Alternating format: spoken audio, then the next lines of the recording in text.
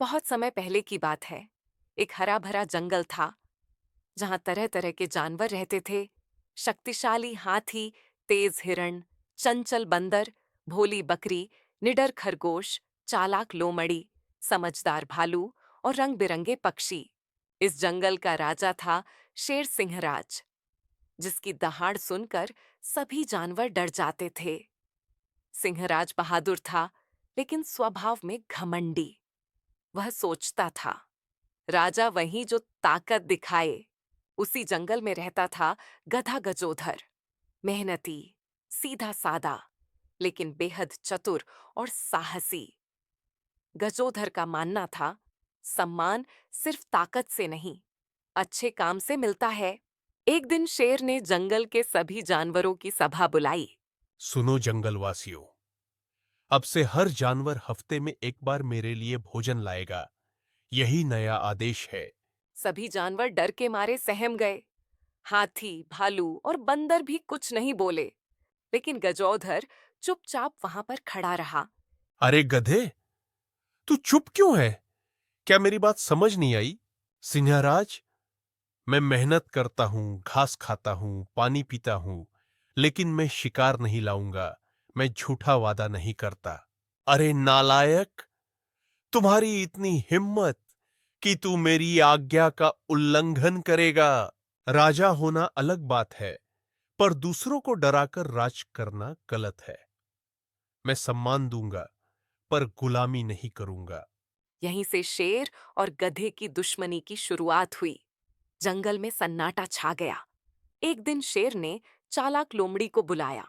लोमड़ी, यह गधा मेरे आदेश को ठुकरा रहा है। इसे फंसाओ, जल्दी से कोई योजना बना। महाराज, गधा मूर्ख नहीं है। उसे दोस्ती के बहाने फंसाना होगा।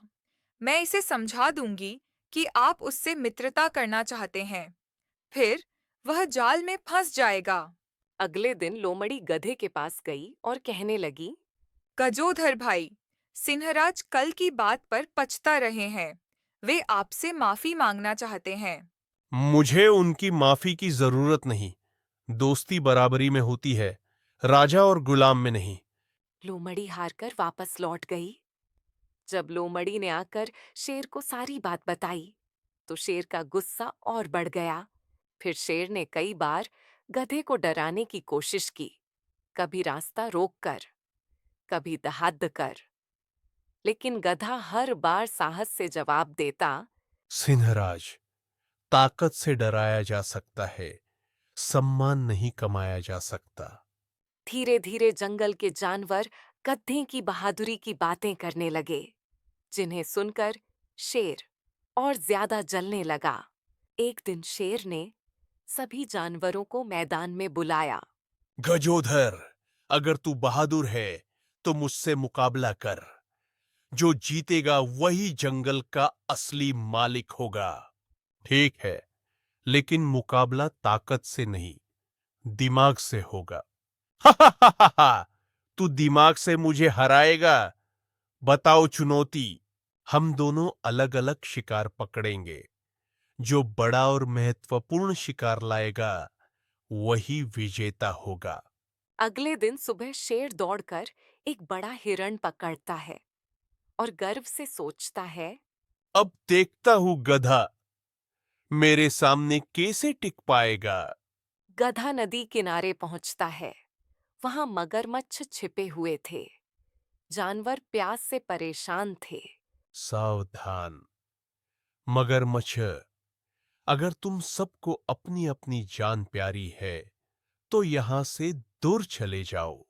गजोधर का गुस्सा देखकर मगरमच्छ वहां से भाग गए। फिर जानवरों ने राहत की सांस ली। जानवर खुशी से झूम उठते हैं। फिर हिरण, खरगोश और बंदर ने कहा, गजोधर भाई, आपने हमारी जान बचाई। इसके लिए आपको बहुत बहुत धन्यवाद। मैंने शिकार नहीं पकड़ा, पर अपने साथियों की रक्षा की। यही असली योगदान है। फिर शाम को मैदान में सब इकट्ठा होते हैं। देखो, मैंने सबसे बड़ा शिकार पकड़ा है। अब सभी मानेंगे कि मैं असली राजा हूं।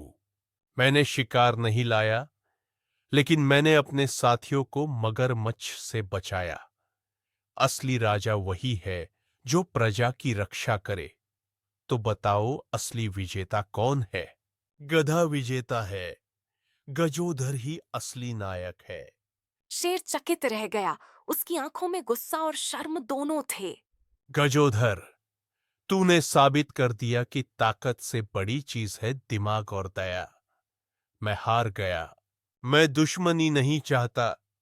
अगर आप राजा हैं तो अपने प्रजा के रक्षक बनो, शोषक नहीं। उस दिन से शेर ने अपना स्वभाव बदल लिया। जंगल में सभी जानवर मिलजुल कर रहने लगे।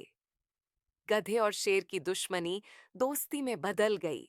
हमें इस कहानी से यह सीख मिलती है, ताकत से बड़ा है बुद्धि और दया। सच्चा नेता वही है जो अपने प्रजा की रक्षा करे। अहंकार और डर से राज नहीं चलता, प्रेम और न्याय से चलता है।